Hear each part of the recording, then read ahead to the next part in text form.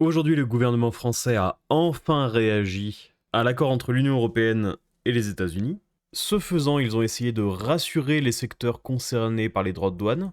Ils arrivent encore à entretenir l'espoir que des gens à peu près compétents puissent être influencés d'une manière ou d'une autre par leur grande sagesse. Ils n'arrivent même pas à se rendre compte que tout le monde les prend pour des pitres, à juste titre.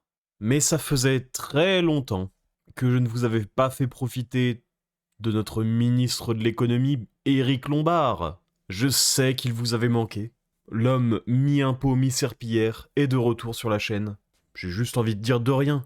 Et Annie Genevard, qui est déjà venue vous parler, donc voilà, une forte représentation ministérielle pour écouter les fédérations. Qu'est-ce que nous en retenons?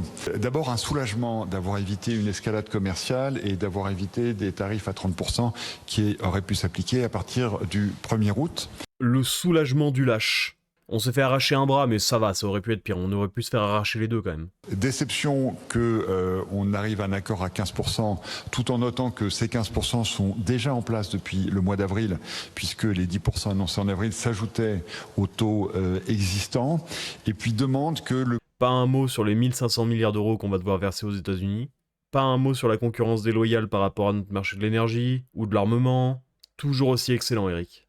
Il n'en rate vraiment pas une. Le plus rapidement possible, et nous y travaillons évidemment avec Laurent Saint-Martin et avec la Commission, à ce que soient clarifiées les exemptions, puisqu'au-delà de l'aéronautique, un certain nombre de secteurs feront l'objet d'exemptions. Il est très important évidemment pour les professionnels que tout cela soit clarifié. Il demande simplement des clarifications plutôt que d'essayer de négocier des exemptions. Eric sait-il faire autre chose qu'attendre? Notre gouvernement est dans une passivité, sauf pour certains sujets comme celui dont j'ai parlé hier, assez phénoménale. Absolument allergique à l'action. Après, faut les comprendre, ils sont en vacances aujourd'hui. Des vacances vraiment méritées. Bravo messieurs, dames. Vous avez vraiment fait du très bon boulot depuis décembre. Là, vous les avez méritées, vos vacances. Vous les avez tellement méritées que j'espère que vous y resterez en vacances. Que vous ne reviendrez jamais travailler. Restez le plus loin possible de vos ministères respectifs, tout le monde sera plus heureux. Nous avons aussi rappelé l'agenda du gouvernement et l'agenda européen, qui est un agenda de soutien aux entreprises, de simplification des normes, de simplification... La simplification est-elle avec nous dans la pièce? La compétitivité des entreprises est-elle avec nous dans la pièce? Il est schizophrène en fait, Eric. C'est ça son problème. Il est pas idiot, il est juste complètement fou. Parce qu'en bientôt 8 mois, il n'y a pas eu beaucoup de simplification et pas eu beaucoup de reprise de compétitivité. Ce matin, il était tout heureux, il nous annonçait que la croissance de la France était de 0,3% au deuxième trimestre. Se réjouir de ça quand est la France, c'est extraordinaire. D'autant plus que je vais peut-être revenir dessus sur la prochaine vidéo, éventuellement. Mais la croissance réelle de la France n'est pas à 0,3. De l'accès au financement, de protection, parce qu'il n'y a pas que les États-Unis, il y a aussi les offres venant de la Chine, et l'Union européenne se protège dans le domaine de l'acier et va traiter d'autres secteurs comme l'automobile. Mais comment se protéger en envoyant un signal de faiblesse aussi immanquable, inratable, que ce qui s'est passé il y a quelques jours? Comment veux-tu espérer te défendre de quoi que ce soit? Quand tu te couches comme ça, tu t'aplatis, tu te vautres au sol devant les États-Unis. Ça doit pas le choquer, Eric, parce qu'il a de la famille paillasson, mais pour tous les autres, promis, ça se voit. Comme la chimie, ce qui est une dimension évidemment importante. Ah, mais j'avais pas vu, c'est notre super pote. Je ne l'avais pas vu, notre chère Clara. Ah voilà, du coup, aujourd'hui, elle est en vacances, j'espère qu'elle va partir en Guyane. Et ensuite, c'est le ministre chargé du commerce extérieur, donc à la gauche d'Eric, on a mis les deux emplois fictifs, c'est bien, qui compare le deal du Royaume-Uni avec le nôtre. Il est faux de dire, comme on l'entend depuis dimanche, que l'accord du Royaume-Uni leur est plus favorable que l'accord de l'Union européenne. Ça, c'est important. Bah si, en fait. Je sais même pas comment tu peux prononcer cette phrase sans exploser de rire juste après. Parce qu'ils ont un taux inférieur à nous sur tous les points, et en plus ils ont pas des milliers de milliards de livres à payer aux Américains. Non mais qu'est-ce que c'est que ce mensonge absolument éhonté?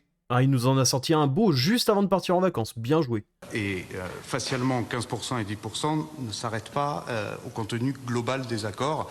Et si vous voulez, on prendra le temps de le regarder dans les détails.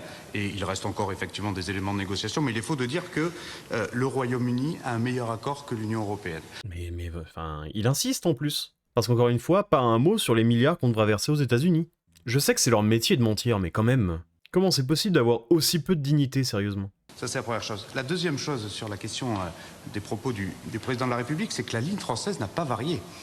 La ligne française, encore une fois, depuis plusieurs mois, a été d'assumer un rapport de force avec un pays ami, avec un pays allié. Le mot favori des macronistes, assumer. Sauf qu'ils n'assument rien, ce n'est pas à eux d'assumer leurs exploits, c'est à nous. Un pays partenaire, mais qui a provoqué une tension commerciale qui n'était pas le souhait européen. Et il est vrai, en revanche, que la voix de la France n'a pas toujours été celle de l'ensemble des pays membres de l'Union européenne et que nous avons discuté ensemble pendant des mois et des mois lors des différents conseils.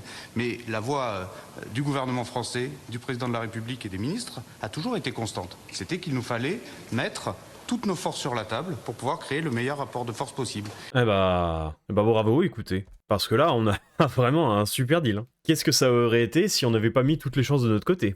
Et c'est cela que le président de la République a voulu rappeler en disant qu'effectivement, être craint, c'est aussi une question de crédibilité et de démonstration de puissance. Mais la situation se répond d'elle-même, j'ai même pas besoin de dire quoi que ce soit. Laurent Saint-Martin, mais quel clown ! Ce qu'il est quand même en train de dire, c'est qu'on a mis absolument toutes les chances de notre côté, on a fait une démonstration de force, on a négocié en parallèle de l'UE, on a fait littéralement tout ce qu'on pouvait pour avoir le meilleur deal possible, et on a eu ça. Et c'est censé être la démonstration qu'on est craint à l'international. Qui est ce mec ? D'où il sort ? Il est très, il sait pas compter. Qui c'est ce mec ? Qu'est-ce qu'on est censé comprendre de leur intervention aux deux là ? Qu'ils en sont satisfaits ou pas de cet accord ? Manifestement, il n'y aura pas de négociations supplémentaires, donc ils ont l'air d'en être satisfaits. Et avec ce que dit Laurent Saint-Martin, dur de penser autrement, mais que ces traîtres ne reviennent jamais de vacances, s'il vous plaît. Parce que là, il y a une seule réaction possible à ce deal. C'est d'arrêter de financer l'Union Européenne, et de leur dire, bon bah les gars, désolé, vous avez été vraiment trop mauvais, vos super taxes supplémentaires, elles vous passent sous le nez. Et celle qui existe déjà aussi, c'est la seule réaction possible normalement. Quand tu apprécies un grand minimum ton pays. Si la vidéo t'a plu, n'hésite pas à t'abonner, à regarder une autre vidéo, à faire un petit passage sur la chaîne principale, à liker et à commenter.